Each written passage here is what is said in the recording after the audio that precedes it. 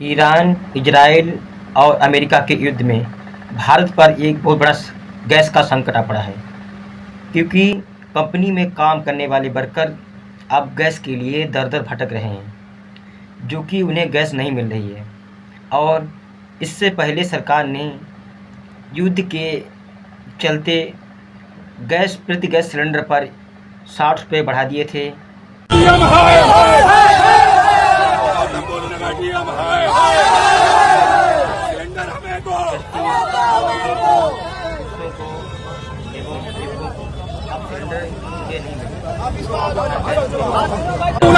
अब मुश्किल हो चुका है, लोगों के घरों में चूल्हा जलना मुश्किल हो चुका है। पैसे लोग जिनके पास पैसे हैं, फ्लैग मार्केटिंग हो रही है गैस सिलेंडर की, और यहाँ के अधिकारी सोए हुए हैं। पब्लिक परेशान है, सड़कों पे है। फ्लैग मार्केटिंग हो रही है, सरासर लोगों का हक और अधिकार खाया जा रहा है। 4-4, 5-5 हजार गरीब लोग कहाँ जाए। गैस में 2 किलो बोला 1 किलो गैस मिलेगी, वो भी 400 रुपये प्रति किलो मिलेगी। अब मिल भी रही तो 400 रुपये प्रति किलो मिल रही। अब एक बात बताओ, 400 रुपये प्रति किलो, 500 रुपये प्रति किलो गैस अगर लेकर एक 12,000 से 15,000 की नौकरी करने वाला क्या बचाएगा? ये हमारे देश की भ्रष्ट सरकार है। बेरोजगारी के नाम पर ये कलंक है। इतनी महंगाई हो रही है, क्यों हो रही? ईरान से युद्ध हो रहा है, इजराइल और अमेरिका लड़ रहा है, दिक्कत भारत को हो रही है। हमारे मोदी जी जो है इतना बना के क्यों नहीं रख रहे स्टॉक को? ख़त्म क्यों रही हमारे देश में गैस? ख़त्म क्यों हमारे देश में पेट्रोल? ऐसी सारी चीज़ों की लेकर समस्या जब आएगी तो हमारी जो जनता है, हमारे वो भाई बंधु हैं, वो सब दुखी हो गई। तो हमें ऐसी सरकार की क्या ज़रूरत है? 2014 से लेकर और 2026 तक बीजेपी सरकार ने राज किया है, तो बीजेपी सरकार के राज में जनता जितनी परेशान हुई, इतना किसी भी सरकार में परेशान नहीं हुई है। कभी तो तुम नोटबंदी लगा देते हो मोदी जी, कभी तो मोदी जी बैंकों में लाइन लगवा देते हैं जनधन खाते के नाम पर, 15 करोड़ आएंगे झूठा जुमला देकर। कभी तो वो क्या नाम कोरोना का लगा देते हैं, कभी तो गैस देना ही बंद कर देते हैं। क्या है ये? बोलते हैं स्टॉक खत्म कर, बाज़ारों में गैस नहीं मिल रही है। अरे सब जनता जो तुम्हारे ऊपर जब निर्भर है, तुम्हें जनता ने चुनकर भेजा, तो तुम्हें जनता के लिए कुछ भी करो, कैसे भी करो, लेकिन तुम्हें तो वो चीज़ जो वस्तु है वो ला के देना पड़ेगा। इंसान पैसा देने के बावजूद भी नहीं ढूंढे गैस मिल रही है। इतना अच्छा रिश्ता था किसी समय में ईरान से कि जो कभी खराब नहीं हुआ, लेकिन मोदी जी के आते ईरान 8 देशों से लड़ रहा है, अमेरिका, इजराइल समेत 8 देशों से। और एक समय में जब युद्ध हुआ था तो हमारे भारत के साथ में ईरान खड़ा था, और आज मोदी जी ईरान के लिए चुप हैं, बिल्कुल उसके साथ में कोई नहीं है। इसीलिए होर्मुज का जो समुद्री मार्ग है, वो टापू है, वो ईरान ने बंद कर दिया है, जिससे हमारे देश की आयात निर्यात की जाने वाली वस्तुएं जो हैं वो नहीं आ पा रही हैं। उसी की वजह से एलपीजी नहीं आ रही। अगर मोदी जी इतना ही अच्छा अगर संबंध बना के रखते अगर ईरान से, तो ईरान का जो हिस्सा होर्मुज है, उस टापू से मोदी जी का जहाज या निर्यात की जानी वस्तुएं निकलने देती। लेकिन फिर भी इतने चलते संकट को लेकर कल मतलब मोदी जी का मतलब भारत का एक जहाज आया है, वो भी केवल पेट्रोल का और डीजल का आया है।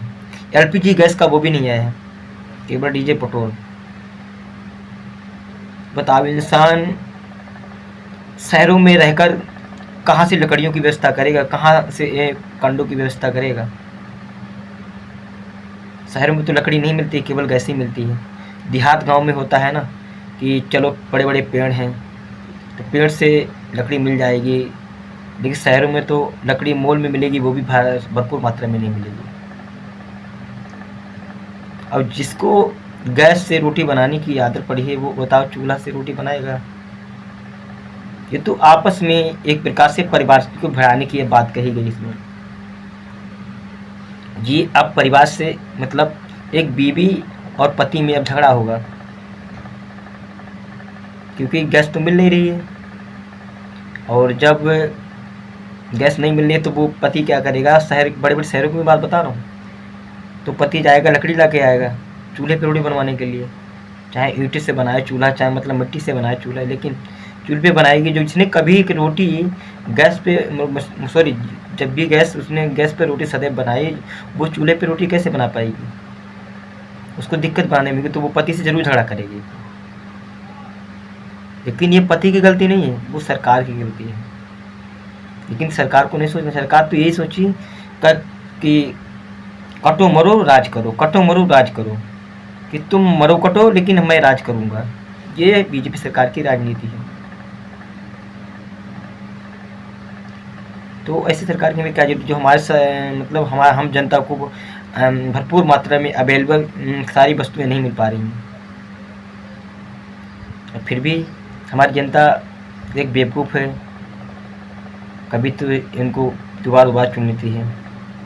अरे ऐसे नेता को चुनो जो नेता हमारे सुख दुख से लेकर हमारे सारे कष्टों को सुन सके, और हमारी जो परेशानियां आ रही हैं, दिक्कत आ रही है कोई वस्तु को लेकर, तो वो अवेलेबल तो रखे। हमसे तो पैसा ही लिया जा रहा है। तो बहुत बुरा हाल हो चुका है हमारे देश का। बहुत सारे बेड़े में खाना बनाते हैं बेचारे, क्या नाम, चूल्हा रखकर। बहुत से लोग बेचारे घर जा रहे हैं अपना समय गुजार के। क्या करेंगे वो लोग यहाँ कमाने के लिए? जो 400-500 रुपये प्रति किलो गैस वैसे करेंगे तो क्या बचाएंगे? 10,000, 12,000, 14,000 की नौकरी मिल रही है, इससे ज़्यादा तो दिल्ली में नहीं मिल रहा है। तो लोग दिल्ली छोड़ के सिर्फ गाँव में ही रहना पसंद करेंगे। जब गैस नहीं मिलेगी तो क्या करेंगे? जब कमाने खाने के लिए आए हैं, तो जो खाने के लिए ही मतलब भरपूर मात्रा में कोई चीज़ नहीं मिलेगी, बनाने का साधन ही जब नहीं मिलेगा, तो मतलब वो क्या करेंगे यार कर? वो तो चले जाएंगे अपने घर। तो इसी को लेकर अब बहुत जगह तो रेलवे स्टेशन पर भी भीड़ लग चुकी है। वो लोग शहर छोड़ के गांव जा रहे हैं। जैसे कोरोना काल में लोग शहर छोड़ के और गांव जाते थे, लेकिन वही हाल अब उस समय से अब ये भी यहाँ हाल हो रहा है कि अब लोग घर जा रहे हैं केवल गैस ना मिलने के कारण। जो बंदा यहाँ पे थोड़ा बहुत कमा रहा तो वो घर से पैसा मेंटेन कर पाए, कैसे कमाएगा? मतलब तो इतना बड़ा संकट हम लोगों के बीच आ रहा है।